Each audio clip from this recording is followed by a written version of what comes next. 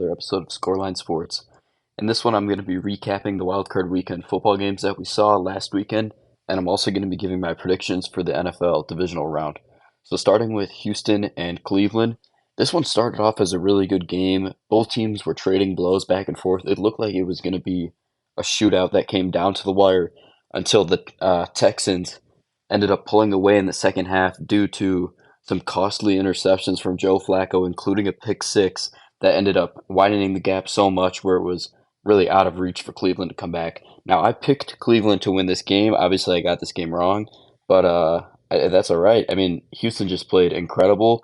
And I'm going to be doing some takeaways. Basically, how this is going to work is I'm just going to recap the game and give some takeaways for each one. So, for this game, the Texans just dominated the Browns defense. And going into this game, we said that the Browns defense, it was the best in the NFL, and it really didn't matter. Now, I know some of the scoring was a result of offensive miscues and turnovers, but still, this Houston Texans offense totally rolled against this defense, which is very shocking. Stroud had another great performance, and what a rookie season he has had, and what a turnaround for this Texans team in general. I mean, I don't think we've ever seen a quarterback like Stroud have such a good first year, and now he has a playoff win under his belt, and people are really starting to realize that Stroud and this team going forward are going to be legit. And then the last takeaway is just Flacco's costly interceptions really hurt Cleveland.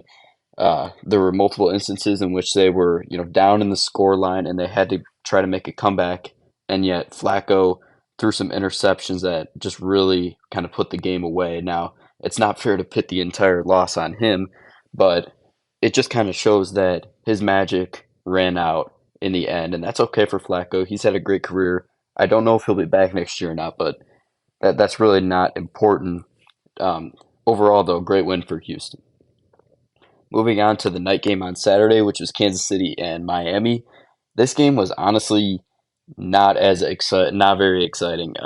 I knew it was kind of going to be not the highest quality just because it was so cold in Kansas City, but the score line. I know Kansas City won by 19, but to me personally, it feels like they won by more because they just dominated both ends of the ball in this game, and Miami really had no answers. So, just some takeaways. Like I said, the frigid temperatures lowered the overall game quality. Both teams were making silly mistakes, dropping passes that they normally wouldn't. So this really wasn't the best pulse to determine which team was really better, but uh, it's still a good game by Kansas City. In addition, Miami's defensive injuries really caught up to them, and we've been talking about that going into this game, how they were, losing guys in their secondary that was really going to hurt them. And it just feels like this Miami defense, the past few weeks of the regular season going into here, had lost confidence. They were banged up, and this ended up catching up to them. As you can see, they gave up 26 against a struggling Kansas City offense. And then the final takeaway is that the Chiefs' offense looked more like what we have been accustomed to. Now, it wasn't perfect, but they were able to move the ball much better. I wouldn't exactly say it was, similar to their offense as when they were winning Super Bowls like last year, but they still played much better offense in this one. So good win for Kansas City.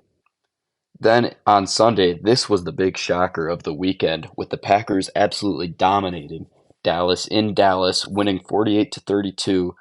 That scoreline doesn't really do justice to as to how much of a dominant performance this was for Green Bay. They were up 28 to 3 in the first half. It was just an absolute bludgeoning by Green Bay.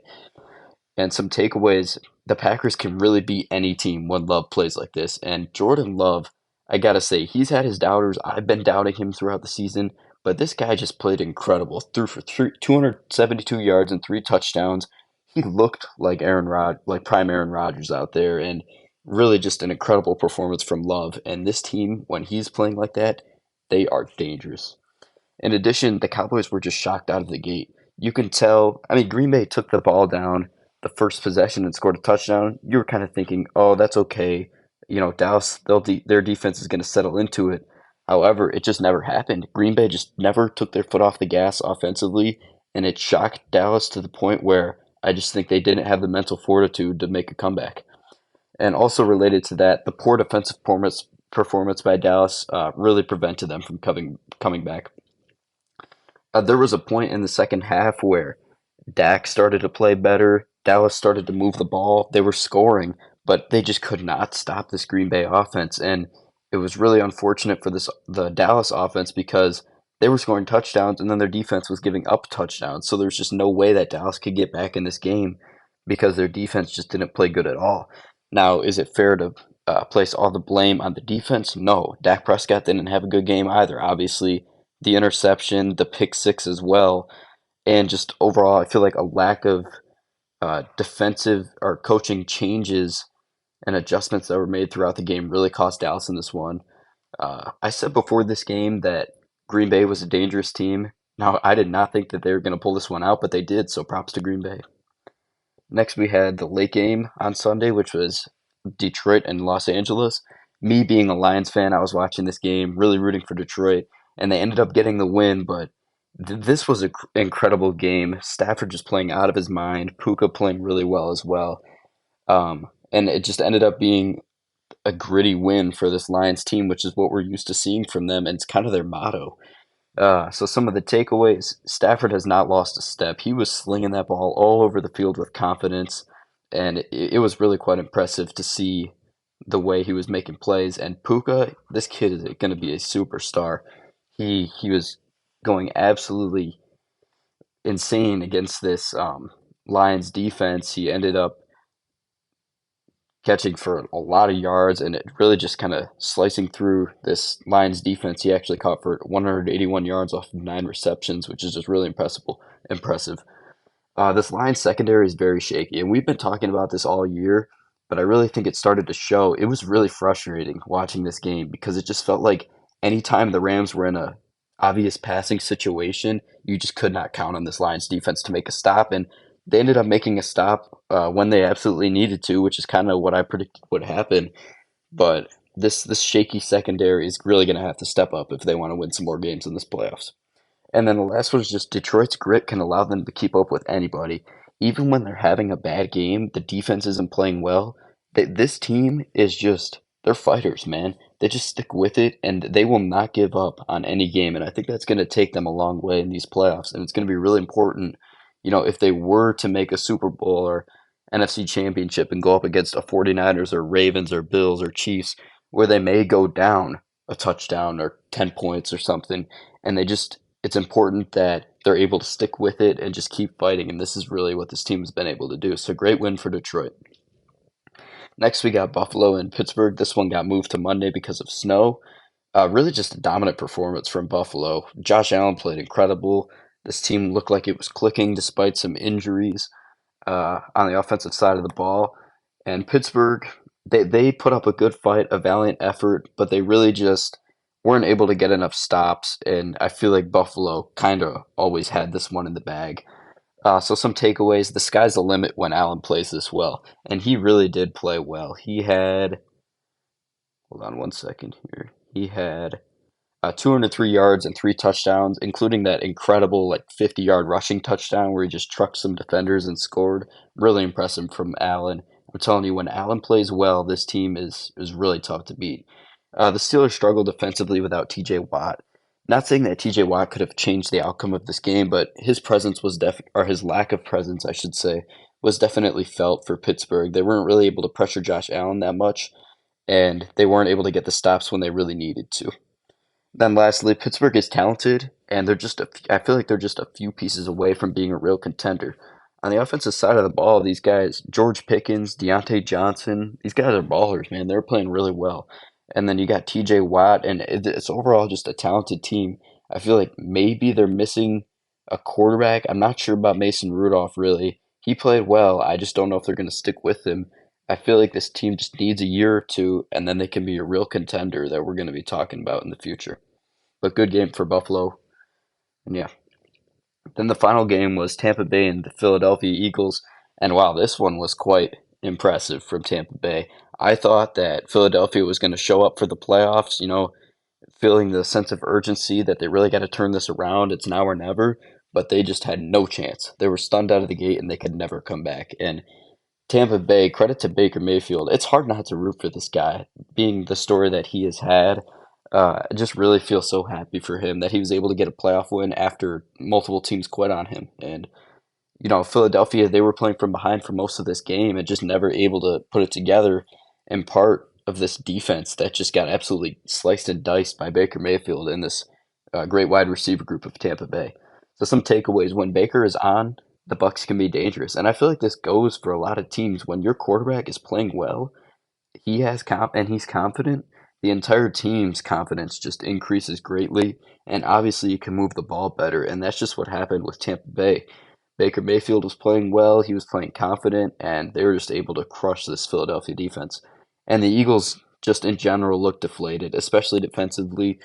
I really just don't know what happened to this team, how they fell off so much. But it's really sad to see for this team. And now, obviously, there's going to be a lot of offseason questions that arise, such as, surprisingly, Nick Sirianni, is he going to stay? Will he be fired as the coach? That's really shocking to say, considering they just came off a Super Bowl appearance. But these are realistic questions that have to be answered. I know Jason Kelsey also told his teammates he was retiring, so we'll see what happens with that if he makes an official announcement. I'm expecting he will, but we'll see.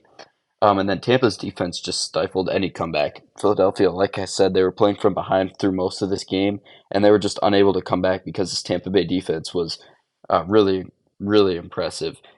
I believe Philadelphia was 0 for 9 on third downs, and they were 0 for 2 on fourth down. So that really speaks volumes to this Tampa Bay defense. So now I'm going to be giving my predictions for the NFL divisional round, which I already made my bracket picks, obviously. So these might not vary from my bracket picks, but going forward, I am going to do picks just for each individual round, just in case my bracket gets messed up, because it's probably going to get messed up. I would like to be picking these games, even if they don't match up with my bracket. So Houston and Baltimore. Houston, they've had an incredible run, and they are not going to be shy going against this Baltimore team. But look, I just think Baltimore, they do not want another 2019, or no, sorry, I think it was 2020. They don't want another early exit as the one seed, and I think they're going to be motivated to play their hardest. Lamar Jackson, I feel like he's got it, and I'm going to go with Baltimore in this one to take out the Cinderella Houston Texans. Next, we got Green Bay at San Francisco. Similar story here. Green Bay is a dangerous team, and they're playing their best they've played all season. But I think San Francisco is not going to be scared of them. They're not going to take this game for granted. They're going to view Green Bay as a real contender, and as they should. So I don't think San Francisco is going to come out timid or expecting to win this game. They're going to come out with aggression, and I think that will prove to be the difference maker, as I think they will beat Green Bay. Next, we got the Sunday games, Tampa Bay at Detroit. This one will be a good game. Now, these two teams played earlier in the season with Detroit winning 20-6 at Tampa Bay, in which that game was a dominant win by Detroit, really. But this is a different Tampa team that we've seen since that week. And Detroit, obviously, defensively is a little shaky, and Tampa Bay, they're playing a lot better offensively. So I expect this one to be a really close game. But like I said, guys, this Detroit team, they're just gritty, they're tough. They win these close games, and I'm going to go with Detroit to win this one. And then we got a rematch of the classic playoff rivalry, Kansas City and Buffalo. This is the first playoff matchup in the Mahomes-Allen era that's been at Buffalo. The previous two were at Kansas City winning both of those. However, these two teams, obviously, they met earlier in the season in that game, that incredible game where there was the offensive offsides call, and Mahomes was not happy about that. But I think both teams are playing much better than they were at that time. Buffalo's definitely peaking at the right time. Josh Allen's playing incredible. James Cook, when he is on, it's so hard to defend this team because you have to respect the run, and then Allen has receivers like Stephon Diggs who can just tear you up in the secondary because you have to respect the run of James Cook. Kansas City, on the other hand, they look better, maybe starting to get some of their mojo back. They're going to need to be on their A game to take down this Buffalo team, and I honestly think they will be. But I do think that this is the time when Allen gets his get back and gets the big win against Kansas City in the playoffs that he's always been hoping for. So I'm going to go with Buffalo in this one. All right, guys, thank you for watching. That's it for me. I'll post another video next week after the divisional round games, doing a recap, and then I'll also post my conference championship game picks. Let me know in the comments section what you agree with, what you disagree with, what shocked you from Wild Card Weekend, and what are you looking forward to in Divisional Round Weekend. Make sure to leave a like on this video and subscribe if you haven't, and I'll see you guys in the next one.